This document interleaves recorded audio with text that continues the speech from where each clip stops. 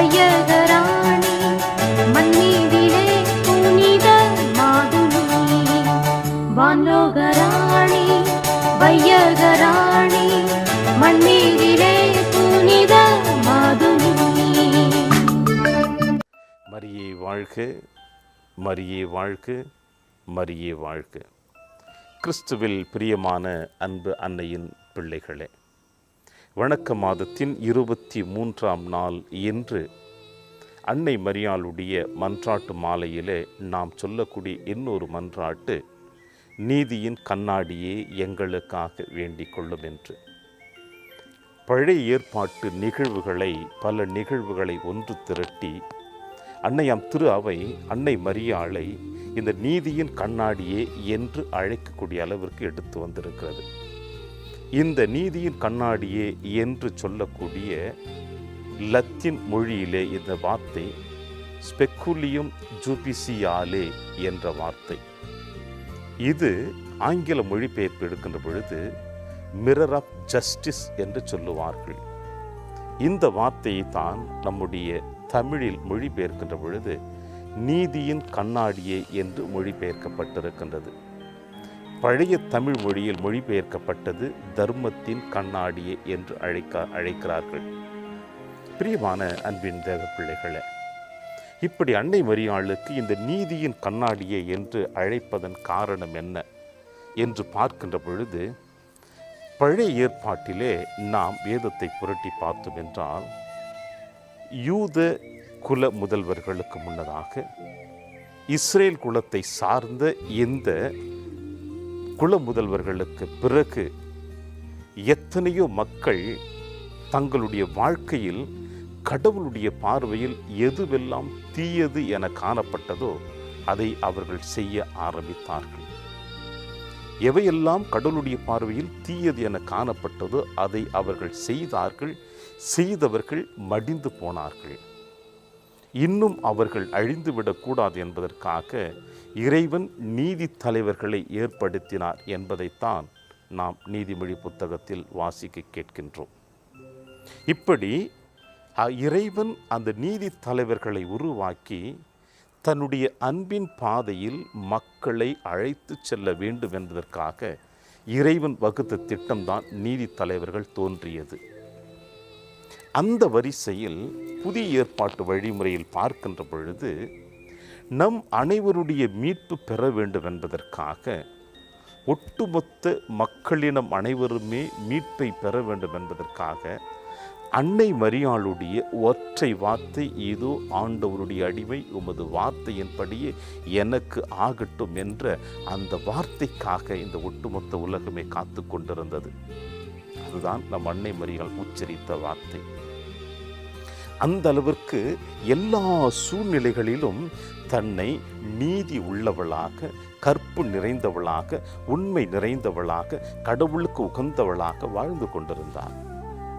இந்த அன்னை மரியாளை மனைவியாக ஏற்றுக்கொண்ட யோசேப்பு கூட, ஆண்டவர் இயேசு கிறிஸ்துவினுடைய வளர்ப்பு தந்தை கூட நீதி உள்ளவராக இருக்கிறார் என்பதைத்தான் வேதம் நமக்கு சொல்லுகிறது. அவர் ஒரு நீதிமான் என்று வேத புத்தகம் நமக்கு சொல்லுகிறது. எனவே தன் மகனை வளர்க்கக்கூடிய பொறுப்பு கொடுக்கக்கூடிய அந்த மாபெரும் மனிதன் யோசேப்பு கூட நீதிமானாக இருக்க வேண்டும் என்று தந்தை கடவுள் விரும்பி அந்த வளர்ப்பு தந்தையை அவரிடம் ஒப்படைத்திருக்கிறார் என்றால், தன் மகனை கருதாங்கக்கூடிய பெண்ணானவள் எப்படி நீதி உள்ளவளாக இருக்க வேண்டும் என்பதை ஏன் கடவுள் நிர்ணயிச்சிருக்க மாட்டார்? இந்த அளவிற்கு அன்னை மரியாள் தன்னுடைய வாழ்வு முழுவதுமாக இறைவனுக்கு உரியவளாக, நீதி உள்ளவளாக வாழ ஆரம்பித்தார். எனவேதான் அன்னை மரியாள் ஒவ்வொரு நிகழ்வுகளிலும் தன்னை முழுவதுமாக வெளிப்படுத்த ஆரம்பித்தார். நம்முடைய அறிவியல் உலகம் அழகாக சொல்லுகிறது, ஒரு கண்ணாடியானது எப்படி சூரிய ஒளியை உள்வாங்கி அதையே சரியாக பிரதிபலிக்கிறதோ, எந்த விதமான பழுதும் இல்லாமல், அதே போல அன்னை மரியாள் தன்னுடைய வாழ்வு முழுவதுமாக இந்த மன்னக பயணம் முடிகின்ற வரையில் இறைவனுடைய அருளையும் ஆச்சரியம் தன்னகத்துக்குள் பெற்று அதை சரியாக இந்த மண்ணுலகில் இருக்கிற உங்களுக்கும் எனக்கும் பெற்றுக் கொடுத்திருக்கிறார், எந்த விதமான பழுதுமின்றி. இப்படித்தான் அன்னை மரியாள் நீதியின் கண்ணாடியாக நம் கண்முன்னே அவள் என்று வாழ்ந்து கொண்டிருக்கிறாள். அன்பார்ந்த தேவ பிள்ளைகளே, நம்முடைய வாழ்நாளிலும் எப்படிப்பட்ட பயணத்தை தொடர்ந்து கொண்டிருக்கிறோம்? இறைவன் நம்மிடம் எதிர்பார்த்து கொண்டிருக்கின்ற அந்த புனிதமான வாழ்க்கை. பழைய ஏற்பாட்டிலே மக்கள் அனைவருமே கடவுளுடைய பார்வையில் எது தவறு என்று தீயது என்று தெரிந்து அவர்கள் செய்து அழிவை நோக்கி சென்றார்களோ, அந்த அழிவிலிருந்து மீட்க வேண்டும் என்பதற்காக நீதி தலைவர்களை இறைவன் உருவாக்கி அவர்களுக்கும் செவிமடுக்க வேண்டும் என்று விரும்பியது போல தன் மகனையே இந்த தாயின் வழியாக இந்த உலகிற்கு உங்களுக்கும் என கொடுத்திருக்கிறார். இந்த தாயானவள் தான் உங்களையும் என்னையும் அழைப்பு கொடுக்கிறார், தான் வாழ்ந்தது போல நாமும் வாழ வேண்டும் என்று. எனவே இந்த நீதியின் கண்ணாடியாகிய அன்னை மரியாளுடைய பார்வையில் நாமும் நீதி உள்ளவர்களாக இருப்போம், விசுவாசம் நிறைந்தவர்களாக இருப்போம். எப்படி அன்னை மரியாள் இதோ ஆண்டவருடைய அடிமை என்று தன்னை முழுவதுமாக கடவுளுடைய கரத்தில் அர்ப்பணித்து இறைவனுக்கு உகந்தவளாக வாழ ஆரம்பித்தாரோ, அதே போல நாமும் வாழ ஆரம்பிப்போம். அந்த பயணம்தான் இந்த மண்ணுலகில் என்றுமே வெற்றியை நமக்கு நிரந்தரமாக கொடுக்கும். அந்த வெற்றி என்ன? மன்னக வாழ்வில் அல்ல, மாறாக விண்ணக வாழ்வு மட்டுமே. எனவே இந்த வணக்க மாதத்தினுடைய தேவ மாதாவுடைய வணக்க மாதத்திலே பயணித்து கொண்டிருக்கிற நாம் அனைவருமே உள்ளத்தின் ஆழத்தில் எழக்கூடிய எண்ணம் இன்று இந்த நீதியின் கண்ணாடியாகி இந்த தாயினுடைய பிள்ளைகளாக நாமும் வாழ வேண்டும் என்றால், எந்த அளவிற்கு அன்னை மரியாள் இறைவனுடைய அருளை தான் பெற்று அதில் எந்த விதமான குறைகளும் இல்லாமல் மாசும் இல்லாமல் பெற்று கொடுத்தாலோ, அதேபோல் நாமும் முயற்சிப்போம் இந்த மன்னக பயணத்தில்.